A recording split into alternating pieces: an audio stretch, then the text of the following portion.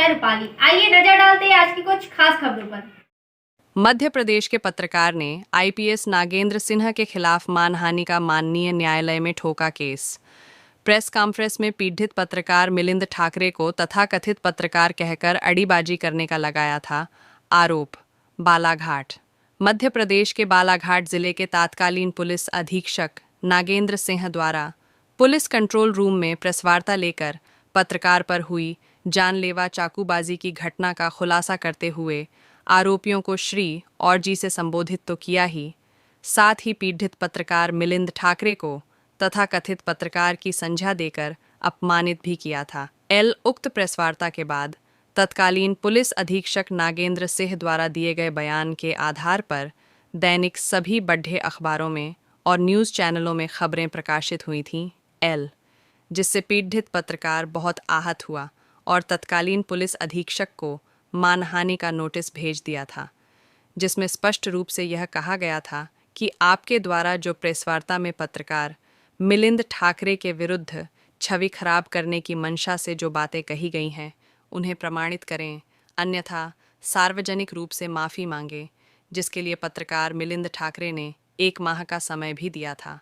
परंतु उस नोटिस के बदले तत्कालीन पुलिस अधीक्षक नागेंद्र सिन्हा का कोई जवाब नहीं आया। उक्त प्रकरण को लेकर पीड़ित पत्रकार ने माननीय न्यायालय में व्यवहारवाद पेश किया है, जहां पत्रकार मिलिंद ठाकरे ने तत्कालीन पुलिस अधीक्षक नागेंद्र सिंह पर मानहानि का दावा किया है।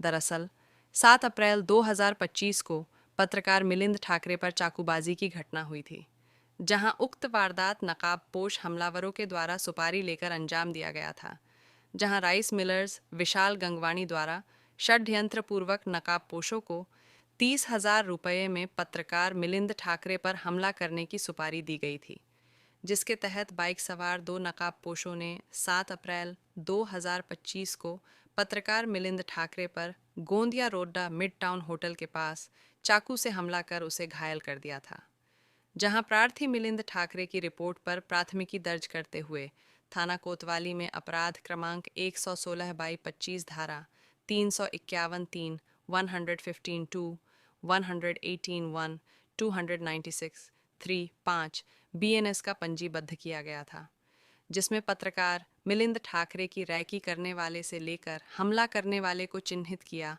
और उनके घर से निकलने के समय दिन भर आने जाने के रास्ते के समस्त करीबन 300 से ज़्यादा CCTV फुटेज खंगाले, जिसमें स्प्लेंडर मोटरसाइकिल में 2 अज्ञात नकाबपोश द्वारा प्रार्थी की रैकी करते दिखे, जिनकी पहचान CCTV एवं अन्य साइबर तकनीक के विश्लेषण से विकास एवं सूरज के रूप में हुई थी, जिन्हें पुलिस ने गिरफ्तार किया और मामले का खुलासा भी कर दिया। खुलासे को लेकर तत्कालीन पुलिस अधीक्षक नागेंद्र सिंह ने प्रेस वार्ता ली थी और जानकारी दी थी कि पत्रकार मिलिंद ठाकरे के द्वारा विशाल गंगवानी के व्यवसाय संबंधित शिकायतें की गई थीं, जहां उन शिकायतों से परेशान होकर विशाल गंगवानी ने मिलिंद ठाकरे को चाकू से चमकाने व डराने हेतु आरोपी नितेश यादव एवं सनी यादव को 30,000 रुपये में सुपारी दे दी, जबकि मिलिंद ठाकरे द्वारा ऐसी कोई शिकायत नहीं की गई थी। लेकिन इस दौरान ही पुलिस अधीक्षक नागेंद्र सिंह ने पत्रकार मिलिंद ठाकरे को कथित पत्रकार कहकर अड़ीबाजी करने का आरोप लगाकर जिले की मीडिया प्रतिनिधियों के सामने सार्वजनिक रूप से बदनाम कर अपमानित किया गया था, जहां उस बात को मीडिया प्रतिनिधियों ने भी अखबारों व संचार माध्यमों में प्रकाशित व प्रसारित किया, जिससे आहत होकर पत्रकार मिलिंद ठाकरे ने माननीय न्यायालय में तत्कालीन पुलिस अधीक्षक पर मानहानि का दावा प्रस्तुत किया है। वक्त की आवाज़ 48 न्यूज़ के लिए बालाघाट से प्रधान संपादक शैलेंद्र मेश्राम की खबर।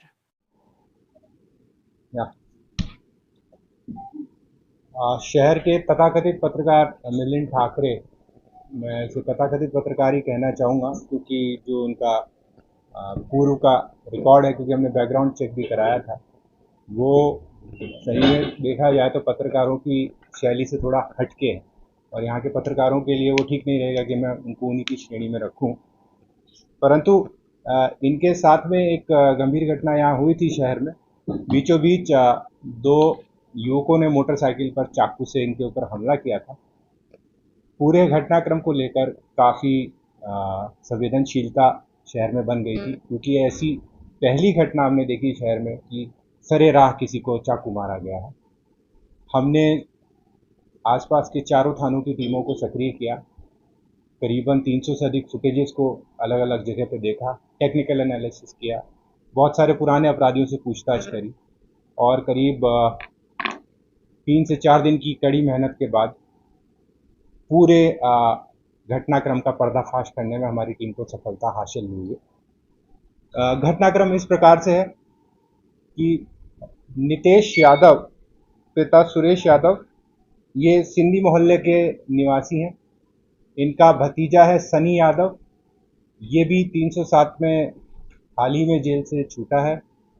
नितेश खुद मर्डर के आरोपी रहे हैं और 2016 में भी चोरी के आरोप में जेल में गए हैं। 8 से अधिक अपराध इनके ऊपर हैं। इनका एक अन्य साथी सूरज परते और विशाल कावरे, इन 4 लोगों ने मिलकर ये पूरा षड्यंत्र बनाया था। इस पूरे षड्यंत्र का मास्टरमाइंड यहाँ का एक rice mill owner Shri Gangwani ji हैं, विशाल गंगवानी, वो निकल के आए हैं और पूरे घटनाक्रम को उन्होंने 30,000 रुपये की सुपारी देकर, से सुपारी कहना ही आइडियल शब्द रहेगा, 30,000 रुपये में सुपारी देकर इस घटनाक्रम को अंजाम दिया है। जो कहानी और हमने जब इसमें पड़ताल करने का प्रयास किया, इनसे पूछताछ करी है, तो चाकू मारने वाले मुख्य तौर पर सूरज परते और विशाल कावरे नाम के 2 आरोपी हैं। इसमें से सूरज परते घटना में प्रयुक्त वेपन और मोटरसाइकिल हमने बरामद कर लिया। विशाल कावरे अभी भी फरार है, लेकिन जल्दी ही वो भी पुलिस की गिरफ्त में आ जाएगा। और शनि यादव और नितेश यादव ने इस घटना की प्लानिंग करी थी, रेकी करी थी। लगातार ठाकरे जी की रेकी हो रही थी। पिछले 24 मार्च से इस पूरे घटनाक्रम की प्लानिंग इन लोगों ने शुरू करी है और करीबन 15 दिन बाद इस घटना को अंजाम देने में वो सफल रहे। इनका मकसद इन्हें जान से मारना नहीं था, जहाँ तक की जानकारी हमें विशाल गंगवानी ने बताई है। उसका मकसद था कि इसे डराना है, इसे सिर्फ चमकाना है और इन्होंने चमकाने के लिए यही तरकीब निकाली कि इसे चाकू मारेंगे तो हो सकता है कि भविष्य में थोड़ा सतर्क हो जाए। कारण मुख्य तौर पे गंगवानी जी की शिकायत इन्होंने EOW और कलेक्टर एवं अन्य कार्यालयों में कर रखी थी। हाल ही में आपको पता है राइस मिलों को लेकर एक बहुत बड़ा अभियान यहाँ पे EOW ने चलाया था, जिसमें बहुत सारे राइस मिल ओनर्स उसमें प्रभावित हुए हैं। गंगवानी जी भी उसमें से एक हैं। इन्होंने खास तौर पर एक अन्य राइस मिल ओनर जो सचदेव जी हैं, जिनके समीर सचदेव जी, जिनके प्रकरण में ठाकरे जी को आरोपी बना के जेल भेजा गया है, उसमें ये मुख्य गवाह है। तो गवाह को प्रभावित करने के लिए इन पर लगातार दबाव ठाकरे के द्वारा बनाया जा रहा था, ताकि उनके केस में वो गवाही से मुकर जाए और उन्हें न्यायालय में जो उनके विरुद्ध अड़ीबाजी का एक केस चल रहा है उसमें उन्हें लाभ मिल जाए। इसके अलावा और तथ्य भी हमने जो पता किए हैं यहाँ पे, तो पता चला कि भारी मात्रा में पैसों की डिमांड श्री ठाकरे के द्वारा विभिन्न वर्गों के द्वारा की जा रही थी वर्तमान में, खास तौर पर वरिष्ठ अधिकारियों के सामने अपने संबंधों का हवाला देते हुए, या फिर जैसे वो कभी कभी किसी सीनियर ऑफिसर के पास जाके बैठ जाते थे, जिससे वो एक ऐसी छवि बनाते थे लोगों के बीच में कि उनकी बहुत पहट है। और मिलिंद भाई, आपने बालाहाट तत्कालीन SP नागिन सिंह के खिलाफ मानहानि का दावा किया, क्या है ये पूरा मामला, हमारे दर्शकों को आप बताएंगे? मुझ पे 7 अप्रैल 2025 में चाकू से प्राणघातक हमला हुआ था। उसके बाद पुलिस ने हमलावरों को पकड़ा था और उसको लेकर के प्रेस वार्ता लिए थे। उस समय तत्कालीन पुलिस अधीक्षक थे श्री नागेंद्र सिंह जी। उन्होंने मेरे पे हमला करने वालों का तो खुलासा किया, पर साथ में मुझे अपमान करने वाली चीजों को लेकर के भी उन्होंने बोला। उन्होंने कहा कि मैं तथाकथित पत्रकार हूँ, जबकि मैं एक अखबार का रजिस्टर्ड अखबार का 10 वर्षों से पत्रकारिता कर रहा था। फिर मुझे कहा कि मैं अड़ीबाजी करता हूँ, जिसके प्रमाण वो सार्वजनिक नहीं कर पाए।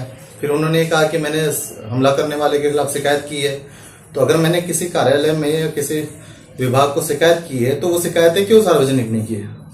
मेरे द्वारा कोई शिकायत ही नहीं की गई थी। तो जानबूझ के वो प्रेस वार्ता में ऐसा लगा कि मुझे अपमानित ज्यादा किया गया और आरोपियों को श्री और जी बोल करके इज्जत दी गई उन्हें। तो वो प्रेस वार्ता से मुझे एहसास हुआ कि पुलिस अधीक्षक महोदय ने मुझे सार्वजनिक रूप से अपमानित किया है, इसलिए मैंने उन्हें मानहानि का नोटिस भेजा था। 1 माह का समय दिया था कि वो जो बातें उन्होंने प्रेस वार्ता में कही है उसे वो खंडित करें और सार्वजनिक रूप से माफी मांगे, या फिर उन्होंने जो बात कही है उसको प्रमाणित करें। मगर वो समय बीत गया, मगर उन्होंने उस बात मेरी नोटिस का कोई जवाब नहीं दिया। तो अभी मैंने माननीय न्यायालय में वाद पेश करके मामला दर्ज कराया है जी।